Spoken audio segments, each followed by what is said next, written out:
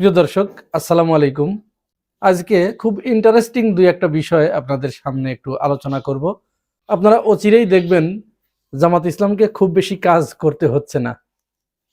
জামাত ইসলামের কাজ 4/3 বিএনপি করে দেবে। আশ্চর্য হচ্ছেন? আশ্চর্য হবার কিছু নেই। চলেন আমরা আস্তে আস্তে একটু ভিতরে ঢুকি আর একটা একটা করে বলি। প্রথমে আমরা শুরু করি ফাহাম আব্দুল সালামের একটা উক্তি দিয়ে। আপনারা ফাহাম আব্দুল সালামকে চেনেন, মির্জা ফখরুল ইসলামের জামাই। নির্বাচনের 2 দিন পরে তিনি জামাত সম্পর্কে একটি উক্তি করেছেন। তার উক্তিটা এরকম যে বিএনপির সবচেয়ে ভাগ্য ভালো যে তারা হাসিনার মতো একটা খারাপ ভাষায় একটা গালি দিয়ে যে এই জাতীয় বিরোধী দল পায় নাই, বরং তারা এমন একটা বিরোধী দল পেয়েছে যে বিরোধী দল বাংলাদেশের সবচেয়ে আধুনিক, শিক্ষিত এবং ভদ্র, নম্রও বটে। সুতরাং এরা বিএনপিকে খুব বেশি উৎপাত করবে না, বরং তারা এমনভাবে রাজনীতি করবে, ভদ্রভাবে রাজনীতি করবে। বিএনপি তাদের সাথে নিয়ে কাজ করতেও আরাম বোধ করবে, সুবিধা পাবে এবং ভালো কাজও দেশে হবে। তার এই কথার একটা গুরুত্ব আছে। আসলেই বিএনপি অত্যন্ত সৌভাগ্যবান। আপনারা একটু চিন্তা করুন তো, চোখ বুঝে একটু চিন্তা করুন তো, যদি জামাত ইসলাম এখন বিরোধী দলে থেকে বিএনপিকে যে নিখুঁতভাবে হাঙ্গামা হইহুল্লোর বাদে রাষ্ট্র পরিচালনা করতে দিচ্ছে এবং ভবিষ্যতেও দিবে, ঠিক যদি জামাত ইসলাম ক্ষমতায় আসতো, বিএনপি কি এই কাজটা করতে দিত? দিত না। কি করত? বিএনপি তখন আওয়ামী লীগকে, এখন তো হয়তো ডেকে নিয়ে আসছে, বিভিন্ন জায়গায় অফিস খুলে দিচ্ছে, তখন আরো কি করত? ডেকে এনে সাথে করে বিএনপি, আওয়ামী লীগ, শাহবাগ, বাম পাড়ার যত যারা যেখানে যেটা আছে সবগুলো গর্ত থেকে বের হয়ে এসে জামাতের পিছনে উঠে পড়ে লাগতো। ফলে জামাত ইসলাম 2-3 মাসও তার জন্য ক্ষমতা কন্টিনিউ করা সো ডিফিকাল্ট হয়ে যেত। তো এইটা আমার আপনার চেয়ে আমার আল্লাহ খুব ভালো জানেন, জানেন না? আমার আল্লাহ খুব ভালো জানেন যে সম্ভব না এই মুহূর্তে তাদের হাতে ক্ষমতা দিলে তাদেরকে একেবারে চতুর্দিক থেকে ওরা একটা ছাগল হয়ে থাকবে, আর শিয়ালের দলগুলো চতুর্দিক থেকে এসে ওদেরকে ঘিরে খেয়ে ফেলবে। যার কারণে আল্লাহ বলল যে ওদের একটু দুর্বলতাও আছে, বেশ কিছু জায়গায় বেশ কিছু কমতি আছে, কিছু ঘাটতি আছে। আল্লাহ ওদেরকে সুযোগ দিলেন যে এই ক্ষমতার কাছাকাছি এনে দিলাম এবং অনেকটা দেখিয়ে দিলাম। এখন কোথায় কোথায় ঘাটতি আছে সেইগুলো বিচার বিশ্লেষণ করো, গবেষণা করো, করে এই 5টা বছর বের করো, তারপরে আগামীবার আবার জনগণের সামনে যাওয়ার জন্য, জনগণের সেবা করার জন্য প্রস্তুত হও, তখন আমি তোমাদেরকে সহযোগিতা করব, তার আগে নয়। কারণ আল্লাহ অযোগ্যকে, সে যত বড় ইমানদার হোক, যত বড় পরহেজগার হোক, যত বড় দিনদার হোক, অযোগ্য কাউকে আল্লাহ মানুষের সেবা করার দায়িত্ব দেন না। এটা আল্লাহর সুন্নত নয়। জামাত ইসলাম কিন্তু কোন রকম হই হাঙ্গামা কিচ্ছু করবে না। শুধু জুলাইয়ের আকাঙ্ক্ষা যদি বিএনপি ধারণ করে, তাহলে তাদের জন্য রাষ্ট্র পরিচালনা করা আগামী 5 বছর কোনো ব্যাপারই হবে না। এখানে বরং আওয়ামী লীগ, ইন্ডিয়া কেউ এসে কিছু করতে পারবে না। এখন বিএনপি যদি জামাত থেকে এই ফ্যাসিলিটিটুকু না নিতে পারে, এটা বিএনপির ব্যর্থতা, একান্তই ব্যর্থতা। তাদের ওই অযোগ্য মন্ত্রীদের, এমপিদের ব্যর্থতার কারণে এটি হবে। নিশ্চয় তারেক রহমান এই সুযোগটা হাতছাড়া করতে চাইবেন না। এখন এই যে বললাম জামাতের কাজ 3/2 ভাগ বিএনপি করে দেবে, সেটা কিভাবে? জামাত ইসলাম এখন বিএনপিকে এমন একটা ফাঁদে ফেলেছে, এমন একটা গর্তের কিনারে এনে ফেলেছে, বিএনপির এখন কোনো সুযোগ নাই এইখান থেকে উল্টা দিকে হাঁটার। আমি একটা একটা করে উদাহরণ দিই। যেমন মনে করুন, গত বছরে যখন সোহরাওয়ার্দী উদ্যানে আমিরে জামাত বক্তব্য দিতে গিয়ে অসুস্থ হয়ে পড়ে গেলেন, মনে আছে?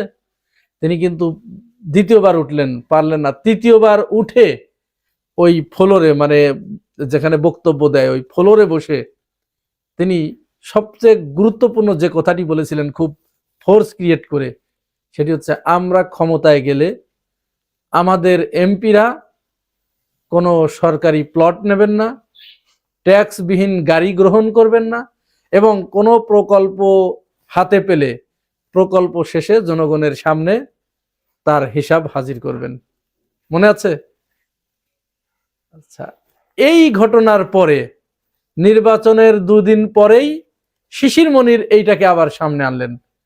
শিশির মনির বললেন যে জামাত ইসলামের কোনো এমপি আমরা যে পূর্বে ঘোষণা দিয়েছিলাম সেই ঘোষণার উপরে স্থির আছি, আমরা কোনো ট্যাক্সবিহীন গাড়ি এবং সরকারি প্লট গ্রহণ করব না। যেহেতু তখন তো এমপি হয়ে গেছে, শপথও নেওয়া হয়ে গেছে। এখন এই যে একটা বিষয়, এইটা শোনার সাথে সাথে তো বিএনপির কপালে ভাঁজ পড়ে গেছে। বিএনপির এমপিদের মানে তাদের থরথরি কম্প হয়ে গেছে। তাহলে এখন আমরা কি করব? জনগণকে তো দেখাতে হবে, অ্যাটলিস্ট জনগণের ভিতরে তাদের কাজ করতে হবে না? তখন সালাউদ্দিন আহমেদ, আপনারা শুনেছেন, তিনিও ঘোষণা দিলেন যে আমরা যারা এমপি মন্ত্রী আছি তারা কোনো ট্যাক্সবিহীন গাড়ি গ্রহণ করব না, আমরা কোনো সরকারি প্লটও গ্রহণ করব না। কার কথা বললেন? এটাকে বলা হচ্ছে কাউন্টার পলিটিক্স। অর্থাৎ খাইস্টা মার্কা বিরোধী দল যদি হতো তাহলে ওরাও চোর এরাও চোর, তখন ওই ভাগে যোগে চুরি করতো। তো এখন তো বাধ্য হয়ে তাকে এই ঘোষণা দিতে হয়েছে রে ভাই। এটা তো অল্প ঠেলায় বলে নাই। এখন একদিকে সরকারি দল যখন প্লট নেবে এবং গাড়ি নেবে ট্যাক্সবিহীন, আর অপরদিকে বিরোধী দল যখন সেটাকে অ্যাভয়েড করবে, মানুষের ভিতরে মেসেজ চলে যাবে না? পরিষ্কার মেসেজ, একেবারে সংক্রমকের মতো দ্রুত ছড়িয়ে পড়বে মানুষের ভিতরে। হ্যাঁ, তাহলে এই ঠিক আছে, দাঁড়াও আমরাও আসছি, এরকম পরিস্থিতি তৈরি হবে আর কি। তো সেটা ঘোষণা দিলেন। এরপরে আরেকটা ঘটনা কিন্তু জামাত ইসলামের এমপিরা বিভিন্ন জায়গায়, তারা যেখানে যেখানে এমপি হয়েছে, এমপি হওয়ার পরেই তারা ঘোষণা দিয়েছে যে এই এলাকায় এই যে টেম্পু স্ট্যান্ডে চাঁদাবাজি, সবজির বাজারে চাঁদাবাজি, মাছের বাজারে চাঁদাবাজি, নদীর ঘাটে চাঁদাবাজি, বালুর ঘাটে চাঁদাবাজি, এইগুলো আর চলবে না। এবং ওই স্ব জেলার এলাকার যারা টিওনো নির্বাহী অফিসার, উপজেলা নির্বাহী অফিসার, তিনিও কিন্তু সেইটা ঘোষণা দিয়ে দিয়েছেন। যেমন আমরা কুমারখালীর কথাই বলতে পারি, খুকসা কুমারখালী, যেটা কুষ্টিয়া 4 আসন, সেখানে আফজাল হোসেন যখন ঘোষণা দিলেন, সেই সাথে খুকসা কুমারখালীর টিওনো মহোদয়ও কিন্তু একসাথে ঘোষণা দিলেন যে এইখানে আজ থেকে টেম্পু স্ট্যান্ডে কোনো চাঁদাবাজি চলবে না, বাধ্য হবে।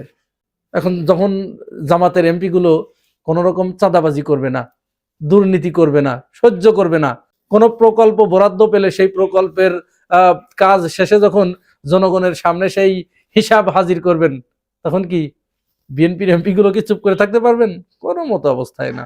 কোনো মন্ত্রী চুপ করে থাকতে পারবেন না। যদিও ইতিমধ্যেই চাঁদার সংজ্ঞা পাল্টেছে। ঢাকা 10 আসন থেকে যিনি এমপি হয়েছেন এবং মন্ত্রী হয়েছেন রবিউল ইসলাম রবি, তিনি, তার বিরুদ্ধে বেশ কিছু অভিযোগও আছে। তো তিনি বলেছেন যে সড়কে, এই যে আমি দিয়ে দিচ্ছি দেখুন, সড়কে যদি নেগোসিয়েশনের ভিত্তিতে অর্থাৎ সম্মতির ভিত্তিতে যদি টাকা নেয় এটাকে চাঁদা বলা যাবে না। চাঁদার নতুন সংজ্ঞা, আপনারা কিন্তু এটা মাথায় রাখেন, এটা হচ্ছে চাঁদার নতুন সংজ্ঞা। অর্থাৎ কাউকে মাইরের ভয় দেখাবেন, দেখানোর পরে সে রাজি হয়ে আপনাকে যা চাইবেন সেটা দিয়ে দেবে, ওইটা তখন চাঁদার ভিতরে পড়বে না। ঠিক আছে, ওইটা তখন হয়তো হাদিয়া হবে বা অন্য কিছু হবে। যাই হোক, এই যে একটা বিষয়। এরপরে আরো একটা বিষয় দেখেন, জামাত ইসলামের নেতৃত্বাধীন এই জোটে ইসলামী দলগুলো একত্রিত হবার কারণে বিএনপিকে কিন্তু বাধ্য হয়ে বারবার তাকে এই ইসলামী ভাবধারার কথাবার্তাগুলো বলতে হচ্ছে। আপনারা দেখেছেন তারেক রহমানের মাথার উপরে লা ইলাহা ইল্লাল্লাহু মুহাম্মাদুর রাসূলুল্লাহ কালেমা খচিত একটা মনোগ্রাম লাগানো হয়েছে। এটি কিন্তু আগের সরকারের সময় ছিল না। এবং সালাউদ্দিন আহমেদ বারবার বলেছেন আমরা মদিনার ইসলাম চাই। যদিও এই ব্যাপারে তাদের যথেষ্ট ধারণা আছে কিনা জানি না, তবে তারা ইসলামের বাইরে কোনো কাজ হবে করতে গেলে তাদেরকে বারবার ভাবতে হবে।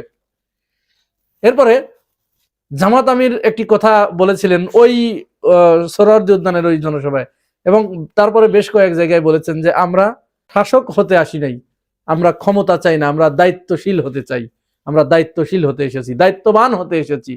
সালাউদ্দিন আহমেদও 2 দিন আগে ঠিক এই কথাটি বলেছেন যে আমরা ক্ষমতা নয়, আমরা দায়িত্ববান হতে এসেছি। তার মানে কি, আপনার বিরোধী দল আপনাকে সপাং সপাং করে দিয়ে আপনার পথে রাখবে। আরো একটা উদাহরণ আমি আপনাদেরকে দেই। ইসলামী দলগুলো সব একত্রিত হবার কারণে বিএনপির নেতারা দেখবেন তাদের বিভিন্ন সভা সমাবেশে, তারপরে ধর্মীয় আচার অনুষ্ঠানে তারা কিন্তু তাদের লেবাস পরিবর্তন হয়ে যাচ্ছে। তারা মাথায় টুপি দিচ্ছেন, তারা পাঞ্জাবি পরছেন। আমরা বিগত সময়ে এই জিনিসগুলো কিন্তু খুব একটা বেশি দেখি নাই। তারপরে ইফতার মাহফিলের উপরে গত কয়েক বছরে তো একেবারে অঘোষিত নিষেধাজ্ঞা আরোপ করা ছিল। এইবার দেখেন রমজান মাস শুরু হলো, তো এবার দেখেন ইফতারি মাহফিলের বাহারি আয়োজন দেখেন একেবারে শুরু হয়ে যাবে। এটি করতে বাধ্য হবে তারা, এটি তাদেরকে করতে হবে। এরপরে বিভিন্ন ইসলামী শব্দগুলো, পরিভাষাগুলো বিভিন্ন জায়গায় গিয়ে তারা ইসলামী টোনে কথাবার্তাগুলো বলছেন। এগুলো কি এমনি এমনি হয়েছে? এমনি এমনি হয় নাই। এগুলো হয়েছে হচ্ছে বিরোধী দলের অ্যাপ্রোচ দেখে, বিরোধী দলের কথাবার্তা দেখে। বিরোধী দল যখন এইটার পক্ষে দাঁড়িয়ে গেছে, তারপরে শপথ নিয়েছে দুইটারই, তখন তো জনগণ আচ্ছা মতো দাবরানি দিয়েছে। এরপরে সালাউদ্দিন ভাই বলেছেন যে ইসি তো আমাদেরকে ওইভাবে অ্যাপ্রোচ করে নাই। আপনারা সবাই শুনেছেন, ইসি অ্যাপ্রোচ করে নাই মানে ইসি তো বিরোধী দলের এমপিদের শপথ পড়ালেন না দুটোই, সুতরাং ইসি ওনাদের অ্যাপ্রোচ করে নাই। এটা কি মানার মতো কথা? এটা হচ্ছে উদর পিণ্ডি বুদর ঘাড়ে চাপানো, নিজেকে জনগণের কাছে আপাতত একটু দায় মুক্ত করার চেষ্টা আর কি। তো এরকম আরো অনেক কিছু আপনারা দেখবেন ভবিষ্যতে। একটু শুধু অপেক্ষা করেন, দেখবেন জামাতের কাজ 3 ভাগের 2 ভাগ বিএনপির দ্বারা হয়ে যাবে, আর জামাত বাকি 1 ভাগ করবে।